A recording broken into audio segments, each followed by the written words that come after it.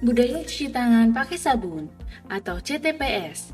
Sungguh penting sifatnya menanamkan budaya mencuci tangan yang benar kepada anak sejak usia dini. Bukan hanya dengan air, mencuci tangan yang benar adalah dengan sabun dan air mengalir. Tersedianya sarana cuci tangan yang dilengkapi dengan air mengalir serta sabun bertujuan untuk menjaga kebersihan diri dan melatih kebiasaan CTPS pada saat-saat penting, yaitu sebelum masuk ke ruangan kelas, sebelum dan sesudah makan, setelah menggunakan toilet, setelah piket dan membersihkan lingkungan sekolah, setelah bermain atau memegang binatang, setelah membuang sampah, serta setelah batuk atau bersin. Jadikan kebiasaan mencuci tangan pakai sabun menjadi budaya sekolah. Pastikan seluruh bagian tangan tercuci hingga bersih, termasuk punggung tangan, pergelangan tangan, sela-sela jari dan kuku, setelah itu dikeringkan. Sarana cuci tangan pakai sabun atau CTPS dengan air mengalir hendaknya disiapkan di gerbang sekolah, toilet atau jamban, kantin, kelas, dan di tempat strategis lainnya. Tempat-tempat cuci tangan dengan jumlah yang memadai harus tersedia dan berfungsi secara baik, sehingga peserta didik, guru, dan masyarakat lingkungan sekolah dapat mencuci tangan sebelum masuk sekolah dan selama kegiatan di sekolah. Fasilitas harus dapat diakses oleh semua pengguna. Dalam situasi wabah, CTPS merupakan perilaku sederhana namun sangat efektif dalam melindungi masyarakat, termasuk anak-anak dari penularan penyakit. Tahun 2020, Organisasi Kesehatan Dunia atau World Health Organization atau WHO telah menyatakan COVID-19 sebagai pandemi dan kini virus tersebut telah menyebar di seluruh dunia termasuk Indonesia. Virus COVID-19 menyebar melalui kontak langsung dengan tetesan cairan pernapasan atau droplet orang yang terinfeksi yang dihasilkan melalui batuk dan bersin. Seseorang juga dapat terinfeksi karena menyentuh permukaan yang terkontaminasi dengan virus dan kemudian menyentuh wajah mereka, misalnya mata, hidung, atau mulut. Salah satu cara paling ampuh untuk mencegah penularan COVID-19 adalah dengan melakukan CTPS sesering mungkin dengan teknik yang benar. Seluruh bagian tangan dan kuku selama 20 detik, baik ketika berada di sekolah maupun di rumah.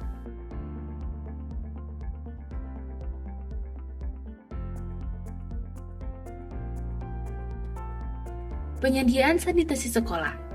1. Komponen sarana sanitasi sekolah.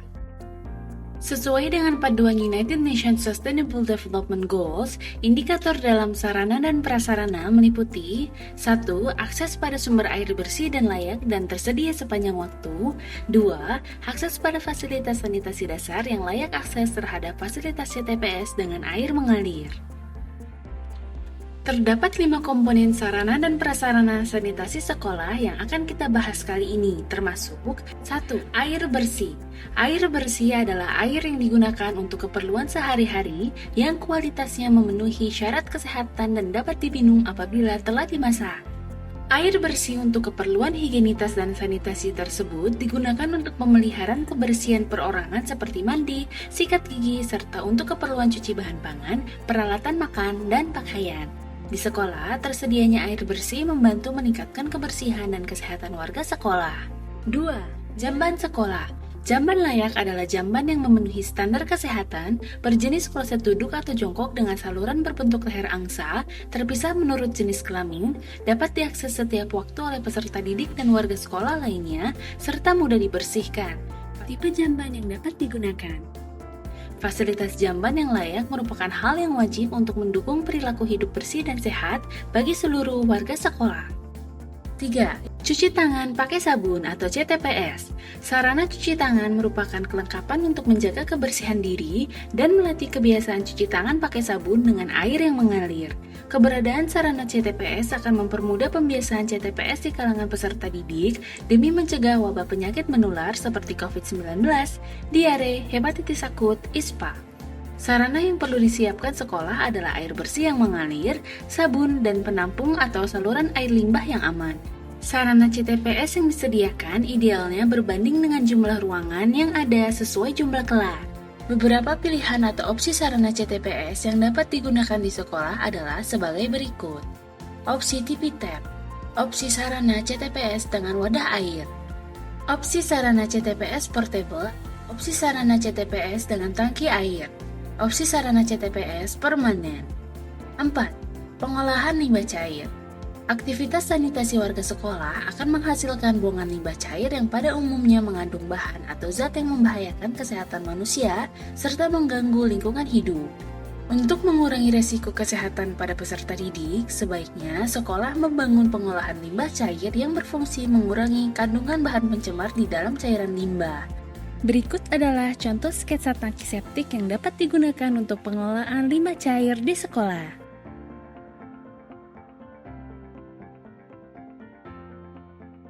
Limbah cair terdiri dari limbah kakus atau black water dan limbah non-kakus atau grey water. Limbah kakus adalah buangan dari jamban mencakup tinja dan urin, sedangkan limbah non-kakus adalah air buangan yang dihasilkan dari limpasan air hujan, sisa CTPS, dan air cuci dari kantin. Limbah kakus dan limbah non-kakus harus diolah melalui sarana pengolahan limbah cair yang memenuhi sarana kesehatan agar tidak mengganggu estetika dan menjadi tempat bersarangnya vektor penyakit seperti nyamuk dan tikus.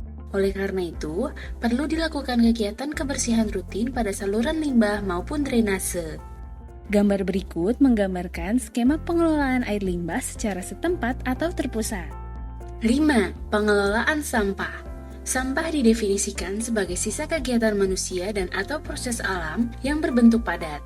Karena sifat, konsentrasi, dan volumenya, sampah memerlukan pengelolaan khusus.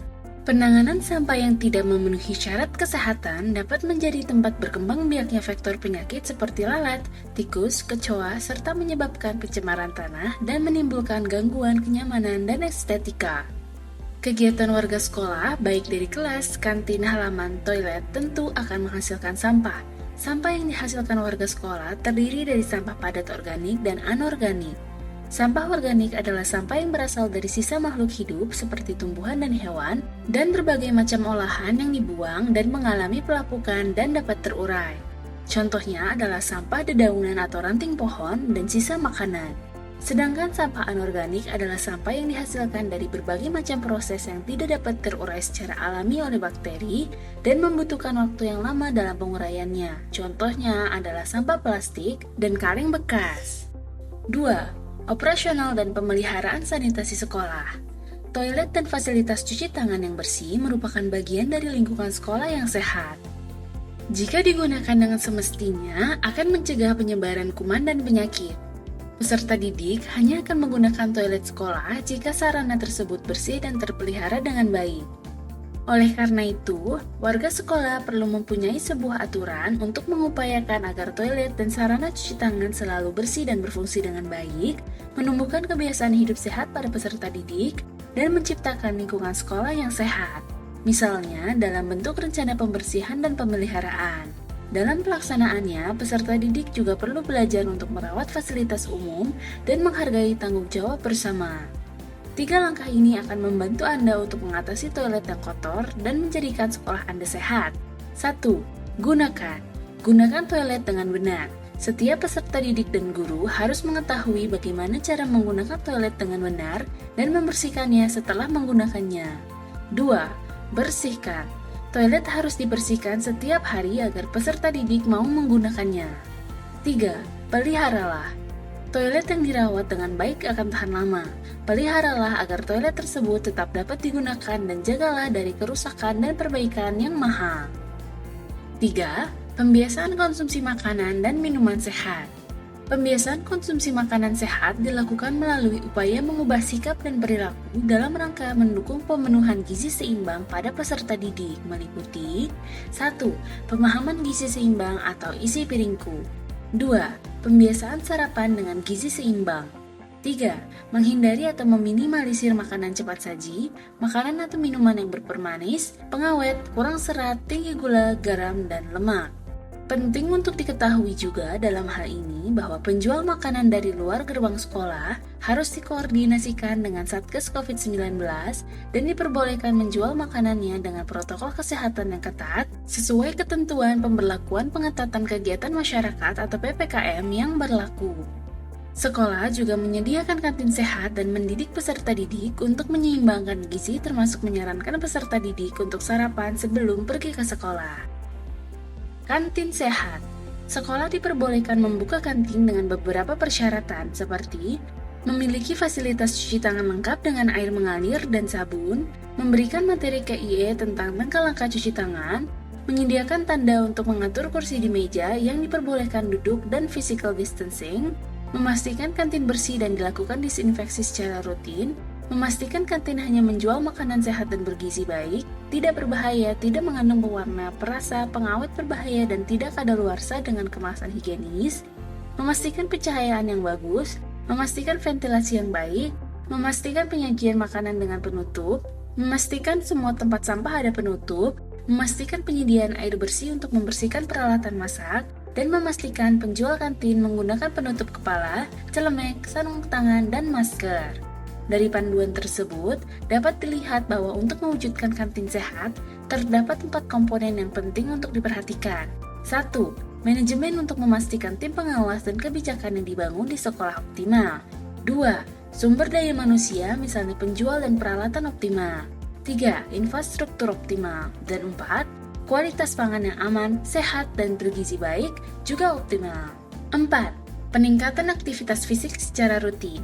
Melakukan aktivitas fisik secara teratur akan bermanfaat bagi setiap orang karena dapat mendukung pencapaian pertumbuhan, perkembangan yang optimal, meningkatkan kebugaran, mengendalikan berat badan, mengendalikan tekanan darah, meningkatkan daya tahan tubuh, meningkatkan fungsi jantung, paru, dan otot.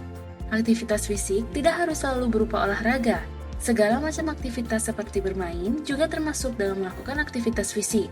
Waktu yang disarankan untuk melakukan aktivitas fisik di sekolah antara lain sebelum memulai jam pelajaran atau senam pagi, saat pergantian jam pelajaran, saat jam istirahat, setelah jam pelajaran, atau ekstrakurikuler. Manfaat aktivitas fisik lainnya yang mungkin juga kita tidak sadari adalah meningkatnya fungsi otak serta terjaganya daya ingat dan keterampilan berpikir. Oleh karena itu, hal ini perlu kita terapkan kepada peserta didik. Olahraga, ekstrakurikuler, dan kegiatan di luar diperbolehkan juga dalam Surat Keputusan Bersama atau SKB 4 Menteri terbaru pada April 2022. Kegiatan olahraga dan ekstrakurikuler dapat dilakukan di ruang terbuka dengan menerapkan protokol kesehatan yang ketat. Sekolah dapat membuat prosedur dan SOP pelaksanaan protokol kesehatan selama kegiatan olahraga, ekstrakurikuler, dan pembelajaran di luar ruangan berdasarkan kebijakan yang telah dibuat dalam SKB. 5. Imunisasi. Imunisasi adalah upaya menimbulkan atau meningkatkan kekebalan seseorang secara aktif terhadap suatu penyakit, sehingga bila suatu saat terpajan dengan penyakit tersebut tidak akan sakit atau hanya mengalami sakit ringan. Anak usia 0-11 bulan mendapatkan imunisasi dasar lengkap, sedangkan anak usia 18 bulan mendapatkan imunisasi lanjutan. Anak usia sekolah dasar perlu mendapatkan imunisasi lanjutan untuk mempertahankan tingkat kekebalan dan untuk memperpanjang masa perlindungan anak. Adapun imunisasi yang diberikan kepada anak usia sekolah dasar adalah imunisasi campak rubella, difteri, tetanus, dan HPV. HPV baru diberikan di beberapa provinsi dan kabupaten atau kota. Sebagai contoh implementasi pelayanan kesehatan melalui kegiatan imunisasi untuk peserta didik secara rutin dan berkala, Kementerian Kesehatan telah mencanangkan Bulan Imunisasi Anak Nasional atau Bulan Program Imunisasi Anak Nasional atau BIAN. Program BIAN diadakan untuk melindungi anak-anak Indonesia dari penyakit menular yang dapat dicegah dengan imunisasi seperti campak dan rubella. Peserta didik dapat mengakses imunisasi langsung ke puskesmas atau pusat imunisasi atau di sekolah. Untuk hal ini, maka sekolah harus berkoordinasi dengan baik dengan puskesmas terdekat di lingkungan sekolah untuk mendapatkan pelayanan imunisasi. Untuk vaksinasi COVID-19, puskesmas akan mengunjungi sekolah untuk memastikan semua peserta didik yang memenuhi persyaratan akan mendapatkan vaksin COVID-19. Koordinasi dan kerjasama akan menjadi kunci keberhasilan program imunisasi dan vaksinasi di sekolah. Tingkat vaksinasi COVID-19 bagi warga sekolah menjadi salah satu syarat untuk sekolah melaksanakan pembelajaran tatap muka.